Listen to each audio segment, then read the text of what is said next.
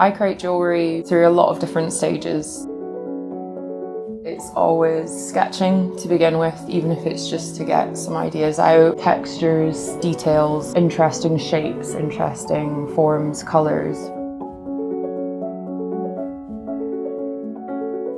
And once I've started sketching, I always move into wax. It gives me like the most three-dimensional understanding of how something's going to look on the finger or feel in the ear. Once it's in wax, I cast it in bronze to give it physicality, to give it more of an idea of what it would look like in the metal. And then I take a mould of it so that I can make the same repeat pattern a few times over for the collections. Once I've got the waxes from the mould, I can cast those in gold to get the final piece, and then everything is polished and textured, and a lot of my pieces are set with diamonds as well. So that's the kind of the process of everything. My name is Ellis Mhairi Cameron, and I make very sculptural fine jewellery that's all inspired by my Scottish heritage.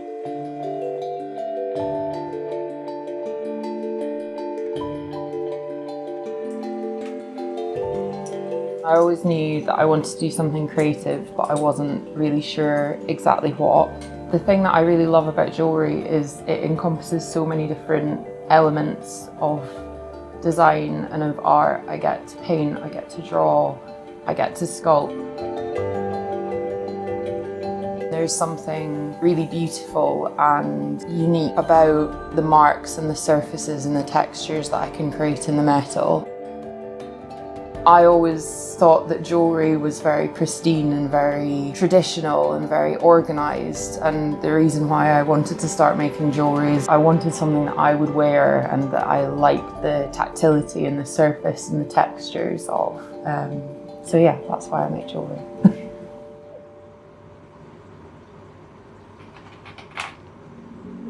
We're in my studio in London, in the Goldsmith Centre, 5–10 minutes away from Hatton Garden, which is where I source most of my materials.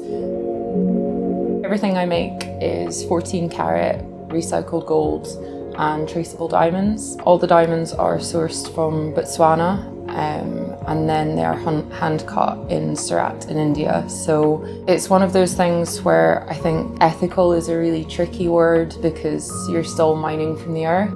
But I like the word traceable because I know where all of my materials come from, whether that's gold or diamonds. I also work with a lot of old cut diamonds, so diamonds that have maybe been in pieces from hundreds of years ago that have then come back into circulation.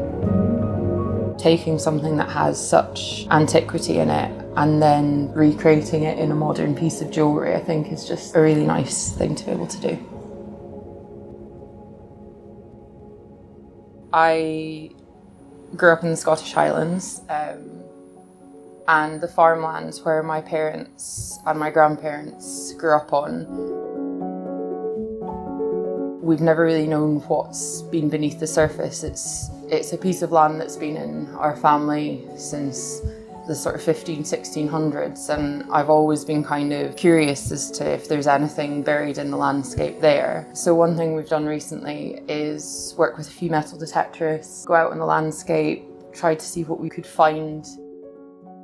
There's actually been some really incredible discoveries. Things like this really beautiful little object, which would originally have had lots of different little cups inside it, kind of like a Russian doll.